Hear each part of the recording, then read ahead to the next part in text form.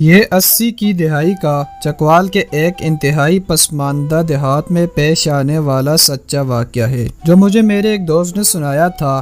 نذیر اپنے والدین کا 25 سالہ اکلوتا بیٹا تھا۔ وہ ایک پڑھا لکھا، سفارش نہ ہونے کی وجہ سے کہیں نوکری نہ مل سکی تو مجبور ہو کر راولپنڈی چھوٹے موٹے کام کی تلاش میں آ گیا۔ کچھ جمع پونجی پاس تھی، ایک وقت کھانا کھا کر دن گزار لیتا اور باقی وقت میں کام تلاش کرتا۔ 2-4 روز بعد اسے راولپنڈی کے ایک مشہور بازار میں ایک بہت بڑے اسٹور پر مناسب سیلری پر کام مل گیا۔ ایک ہفتے بعد نذیر نے نوٹ کیا کہ اسٹور کا مالک سیٹھ جمشید انتہائی شریف اور غریب پرور انسان ہے۔ اس کا گھر بھی اسٹور کے قریب ہی تھا۔ سیٹھ کے گھر میں اس کی بیوی کے علاوہ ایک نوجوان بیٹی آسما جو کہ یونیورسٹی کی طالبہ تھی اور ایک 5 سال کا بیٹا رہتے تھے۔ نذیر باقی سب نوکروں سے بڑھ کر محنت کرتا، کبھی بھی کام چوری نہ کرتا۔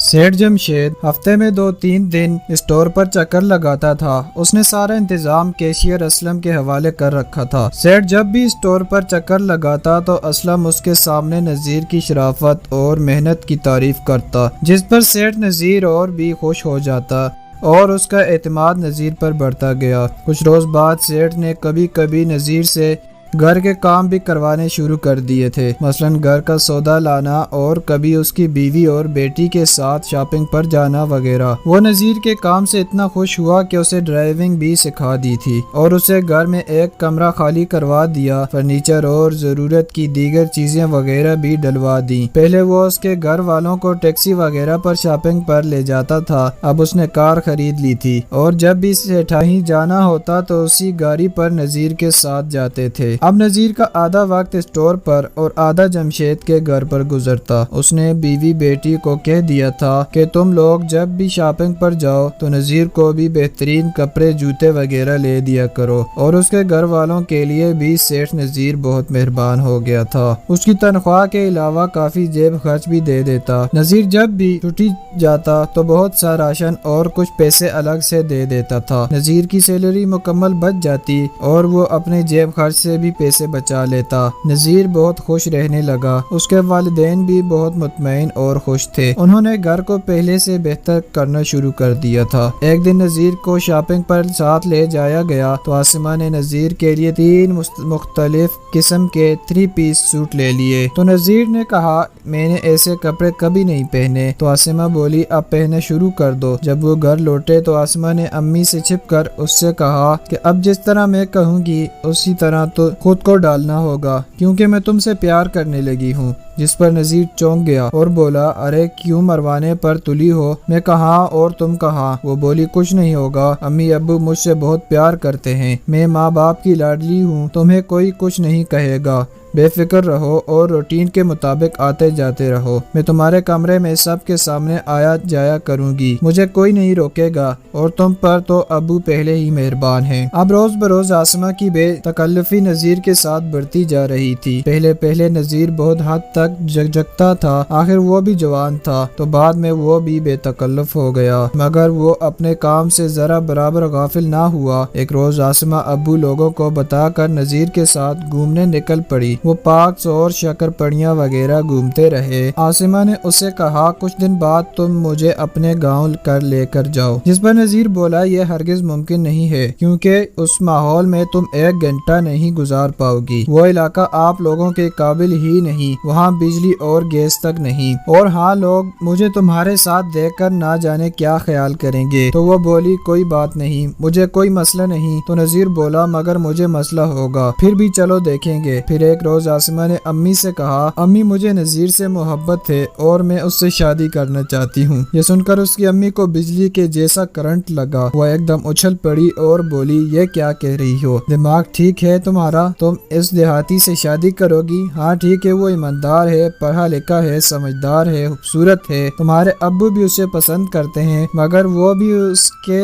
ساتھ تمہاری شادی کے لیے راضی نہیں ہوں گے۔ جس پر عاصمہ بولی میں کچھ نہیں جانتی، آپ ابو سے بات کریں، باقی میں سنبھال لوں گی۔ اس کی امی پاؤں پٹکتی ہوئی کمرے سے نکل گئی۔ دوپہر کو سیٹھ جمشید گھر آیا تو عاصمہ کی امی نے کھانے کے بعد اس سے بات کی تو وہ سوچ میں پڑ گیا۔ پھر اس نے عاصمہ سے پوچھا کہ یہ کیا کہہ رہی ہو تمہیں نذیر نے کہا ہے یا اس نے مجبور کیا ہے؟ جس پر اس نے کہا نہیں، اسے تو پتہ ہی نہیں کہ نہ ہمارے دوران شادی کو لے کر کوئی بات ہوئی ہے۔ ہاں میں نے اس سے ایک دن اتنا کہا کہ میں کسی دن تمہارے ساتھ تمہارے گاؤں جاؤں گی۔ جمشید بولا تو یہ اچانک بات تمہیں کیوں سوجی؟ عاصمہ بولی مجھے نذیر سے کافی پہلے پیار ہو گیا تھا، مگر اس کا اظہار کچھ دن پہلے میں نے نذیر سے کیا تو وہ چونک گیا کہ ایسا ممکن نہیں ہے، تمہارے اسٹیٹس سے ہمارا دور دور تک کوئی تعلق نہیں، یہ افورڈ بھی نہیں کر سکتا۔ وہ مجھے کسی حد تک پسند تو کرنے لگا ہے، مگر شادی کا اس سے میں نے کوئی ذکر نہیں کیا، مگر میں آپ دونوں کو بتا رہی ہوں میں شادی کروں گی تو صرف نذیر سے اور کہیں بھی نہیں۔ یہ میری پڑھائی کا آخری سال ہے جو ختم ہونے کو ہے۔ پھر وہ بولا چلو میں اس سے بات کروں گا، پھر دیکھتے ہیں کیا کرنا ہے۔ رات کو جمشید خود نذیر کے کمرے میں گیا اور اس سے ساری بات کی اور پوچھا۔ اس نے کہا جناب مجھے عاصمہ نے مجبور کیا تھا، میں تم سے پیار کرتی ہوں،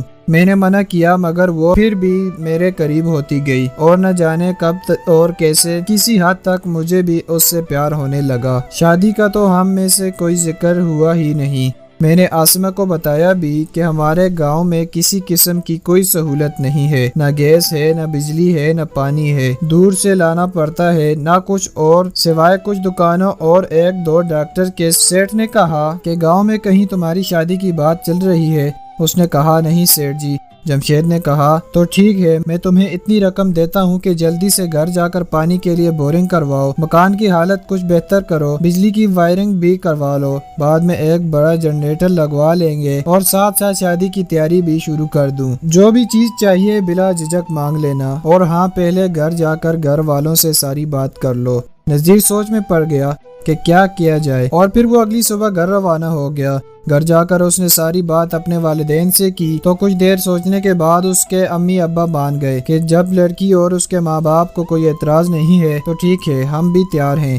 آخر کار سب تیاری ہو گئی، جنریٹر لگ گیا، پنکھے اور لائٹیں چلنے لگی، شادی ہو گئی۔ دولہے کو سیٹھ صاحب نے کار بھی لے کر دے دی جو نذیر کے ساتھ۔ گاؤں میں چونکہ لیٹرین وغیرہ کا کوئی سسٹم نہ تھا، سب لوگ مرد عورتیں آبادی سے ذرا ہٹ کر ہلکا ہونے کے لیے جاتے تھے۔ عورتیں ذرا جلدی صبح کو نکل جاتی تھی کیونکہ بعد میں مردوں کا آنا جانا لگ جاتا، مگر اس کے باوجود دیہات میں عورتوں کا احترام کیا جاتا تھا۔ نذیر نے 10 روز بعد واپس جانا تھا اور وہ چلا گیا تھا۔ یہ طے پایا تھا کہ نذیر راولپنڈی جا کر چند روز بعد عاصمہ کو کچھ دن اس کے ماں باپ کے پاس چھوڑنے کے لیے آ جائے گا۔ عاصمہ جلد ہی گاؤں کے ماحول میں مانوس ہو گئی۔ وہ بہت ہی خوبصورت شکل و صورت کی مالک تھی، گاؤں کی لڑکیاں بھی اس پر رشک کرتی تھی، کچھ اس کی جلد ہی دوست بن گئی۔ عاصمہ اکثر رفع حاجت کے لیے ساس یا کسی پڑوسی سہیلی کے ساتھ جایا کرتی تھی۔ ایک روز وہ جلدی جانے کے لیے صبح اٹھ کر اکیلی رفع حاجت کے لیے نکل پڑی۔ اس نے کسی کو جگانا مناسب نہ سمجھا، کسی کو خبر نہ تھی ایک بدمعاش شروع دن سے عاصمہ پر نظر رکھے ہوئے ہے۔ یہ آدمی لڑائی جھگڑوں اور ہلکی پھلکی چوری چکاری کے لیے تو مشہور تھا، مگر کبھی کسی کی عزت پر نظر نہیں رکھتا۔ جیسے ہی عاصمہ گھر سے نکلی اور کچھ ہی آگے بڑھی تو وہ ایک جگہ چھپا تھا۔ وہ دبے پاؤں کچھ فاصلہ رکھ کر اس کے پیچھے ہو گیا۔ آگے جا کر وہ اس جگہ چھپ گیا جو ذرا ایک طرف تھی اور تو آسانی سے نظر نہیں آ سکتا تھا۔ وہ انتظار کرنے لگا کہ عاصمہ واپس آئے تو اسے دبوچ لے۔ پھر ایسا ہی ہوا، کچھ ہی دیر بعد عاصمہ واپس آ رہی تھی۔ پرویز چھپا تھا۔ جیسے ہی وہ اس کے نزدیک پہنچی، اس بدمعاش پرویز نے اسے پکڑ لیا، اس کے منہ پر ہاتھ رکھ کر اسے گہری جگہ لے گیا۔ وہ ایک ہٹا کٹا جوان آدمی تھا اور عاصمہ ایک نازک سی لڑکی، وہ خود کو اس بدمعاش کے چنگل سے نہ چھڑا سکی۔ پرویز کافی دیر تک اس کی عزت سے کھیلتا رہا۔ آسمہ بے بس ہو چکی تھی۔ پرویز ہر طرف سے بے خبر تھا۔ اچانک کے گاؤں کے چند نوجوان دوسرے گاؤں کو جاتے ہوئے اس راستے سے گزر رہے تھے کہ اچانک آسمہ کی چیخ بلند ہوئی تو وہ سب رک گئے۔ وہ ادھر ادھر دیکھنے لگے کہ انہوں نے دوبارہ ہلکی سی کراہنے کی آواز سنی جو کہ قریب سے آ رہی تھی۔ وہ اسی طرف بڑھے تو سارا منظر ان کے سامنے تھا۔ سب نے پہچان لیا کہ یہ پرویز ہے اور لڑکی نذیر کی بیوی۔ پھر کیا تھا، انہوں نے آسمہ پر چادر ڈالی، وہ اٹھ کر ایک طرف ہوئی اور کپڑے سمیٹ کر آہستہ آہستہ روتی ہوئی چل پڑی۔ اور پھر ان چاروں لڑکوں نے پرویز کو ٹھڈوں پر رکھ دیا اور اسے فٹ بال بنا کر گاؤں کی طرف لے جانے لگے۔ آسمہ گھر پہنچی اور ساس سے لپٹ کر رونے لگی۔ اس کی ساس بھی اس کی حالت دیکھ کر سمجھ گئی اور اس کو تسلی اور حوصلہ دینے لگی، اور نذیر کا ابا کلہاڑی لے کر پرویز کی طرف دوڑا کیونکہ ایک لڑکے نے آ کر اسے یہ واقعہ بتا دیا تھا۔ نذیر کا ابا پرویز پر وار کرنے ہی لگا تھا کہ لوگوں نے اسے قابو کر لیا، مگر وہ بار بار خود کو چھڑانے کا کوشش کرنے لگا کیونکہ وہ ایک مضبوط جسم کا مالک تھا۔ پرویز گاؤں پر پہنچا تو ہر ایک نے اسے تھپڑ اور جوتوں سے نوازا۔ آخر کار اسے قریبی پولیس چوکی پر دے دیا گیا۔ گاؤں کی عورتیں ہوتے ہی ہوئے بھی سب نے آسمہ سے ہمدردی کی اور معذرت بھی کی کہ تم ہمارے گاؤں کی عزت ہو، ہمیں اس بات کا دکھ ہے، اس سے پہلے یہاں کبھی ایسا واقعہ پیش نہیں آیا۔ پرویز کافی لت کھڑی کے بعد لمبے عرصے کے لیے اندر ہو گیا اور جرمانہ بھی ادا کرنا پڑا۔ آسمہ کے میکے والوں کو اور نذیر کو بھی خبر ہو گئی، مگر بات کو دبا دیا گیا۔ آسمہ کے باپ نے کہا یہ بات گاؤں تک ہی رہنی چاہیے، مجرم پکڑا گیا ہے، آسمہ آہستہ آہستہ زندگی کی روٹین پر لے آئے گی۔ گاؤں والوں نے بھی دوبارہ اس بات کو کبھی نہیں چھیڑا۔ نذیر اور آسمہ اب بہت خوشگوار زندگی گزار رہے ہیں۔ 2 سال بعد اللہ نے انہیں اولاد کی خوشی کی خبر نصیب کی، دونوں بہت خوش ہیں۔ گاؤں والے آسمہ کی بہت عزت کرتے ہیں۔ میں سوچتا ہوں آسمہ کے شہری ماحول کو دیکھتے ہوئے گھر پر ایک ٹوائلٹ بھی بنوا لیا جاتا تو شاید یہ نہ ہوتا۔ قصور کس کا تھا؟ اگر آپ نے کہانی پوری سنی ہے اور آپ کو لگتا ہے قصور کس کا تھا تو آپ مجھے کمنٹ میں بتا سکتے ہیں، اور اگر آپ کو ویڈیو پسند آئی ہے تو لائک ضرور کر دیں۔ اگر آپ میرے اس یوٹیوب چینل پر نئے ہیں تو چینل کو سبسکرائب ضرور کر دیں۔